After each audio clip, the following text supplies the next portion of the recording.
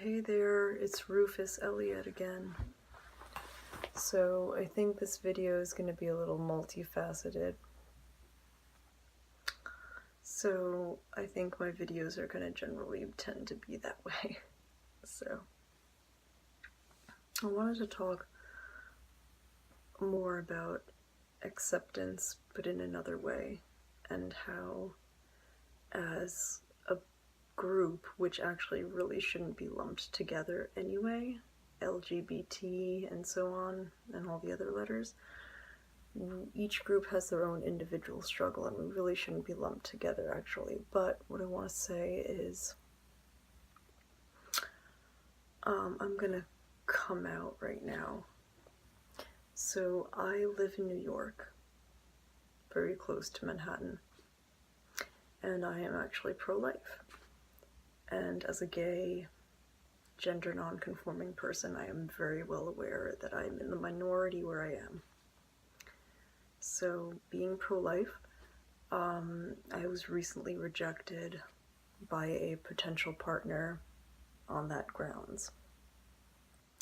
Now, she has the luxury of being surrounded by the majority who share her viewpoint, so she can go off and just find somebody else. So it's sad because it kind of also shows that I wasn't that important to her to begin with. You could look at it that way. There are many angles you could look at it. I'm not going to get into that right now. I don't have that luxury. So I also don't want to reject a person based on their social views. I want to love someone, and I often think that we are often brought together with our differences to hopefully learn from each other. So that being said, I think that a lot of LGBT people have a luxury that they don't realize they have in many areas. So with my situation, for example, being rejected as a partner for being pro-life,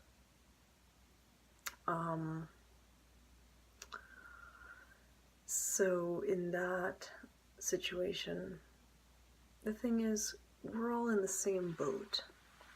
So she and I were in the same boat because we're both gay. So we're in the same boat, but one of us is at the stern and the other is at the bow. So can we not try to meet halfway in the middle? Why can't we try that? Why can't we see the person? Pansexual people can see apparently just the person and not a gender. Why can't you see me as opposed to just a social issue? I know, while I feel thoroughly rejected, I know that I myself as a person am not being rejected. I know that it is what I stand for that is being rejected, but you just can't help but feel what you feel. You can't help but feel that you're rejected, being rejected. So, it's unfortunate. I don't reject people when they're pro-choice. I'm well aware that I'm surrounded by people who are pro-choice, left and right. So I really cared about this person. And that wasn't a deal breaker for me. So anyway, I just hope that we can all grow to be a little more sensitive to each other and to try to see the person. I was told by this woman that she was achingly conflicted over me. And so basically I was in the position of having to be decided over. And I know that I was being seen as the enemy. She denied it, but that was the truth. I was seen as the enemy, and I'm not your enemy. We're all LGBT, I'm not your enemy. I just have a different perspective on something. I mean, don't we hate when everyone thinks that we all talk the same, that we all do this, that we all say fabulous? You know, so, why is it so bad if I think differently? And why should I be rejected for that?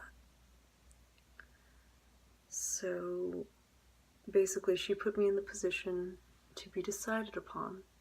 And I am not a commodity in a supermarket. I am not a can of soup to decide upon. I am a human being, one who cares deeply for you. And it is unfortunate that you cannot get past yourself. And so I don't want other people to be in this situation, and I'd like you to think about how it's affecting the other person if you are utilizing a deal breaker against them. Cheers.